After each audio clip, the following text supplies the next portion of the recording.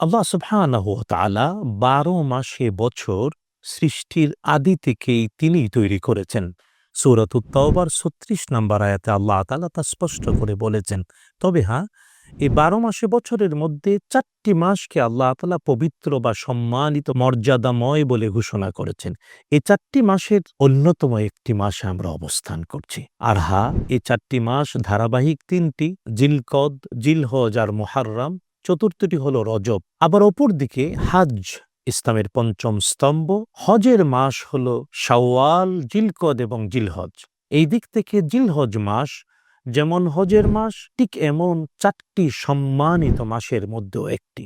জিলহজ মাসের প্রথম ১০ দিনকে নিয়ে আল্লাহ সুবহানাহু ওয়া তাআলা সূরাতুল ফজর এর মধ্যে কসম খেয়েছেন।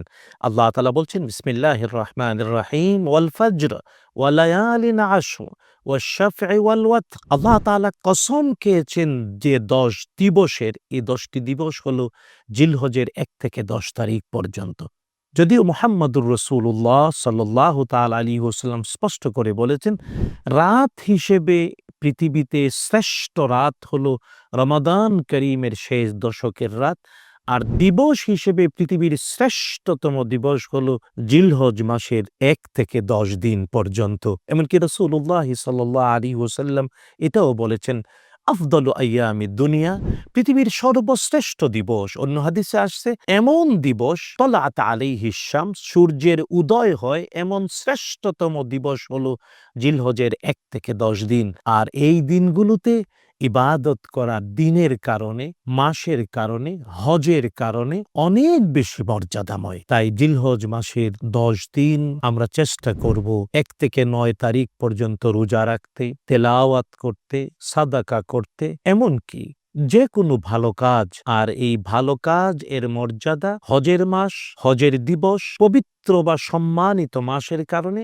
আরো অনেক অনেক গুণ বৃদ্ধি পেয়ে যায়। আর বিশেষ করে এই দিবসগুলোতে দান করা অনেক বড় সৌভাগ্যের। আমরা অনেকেই হয়তো সাদাকা করি, দান করি, কিন্তু হ্যাঁ, দান যথাযথ মুস্তাহিক এর কাছে পৌঁছে দিয়ে দান গ্রহীতা যাতে পরবর্তীতে আর দান গ্রহীতা না হয়ে দাতা হতে পারে, এই জন্যে প্রাতিষ্ঠানিক যথাযথ কাজ করে যাচ্ছে সেন্টার ফর যাকাত ম্যানেজমেন্ট, CZM।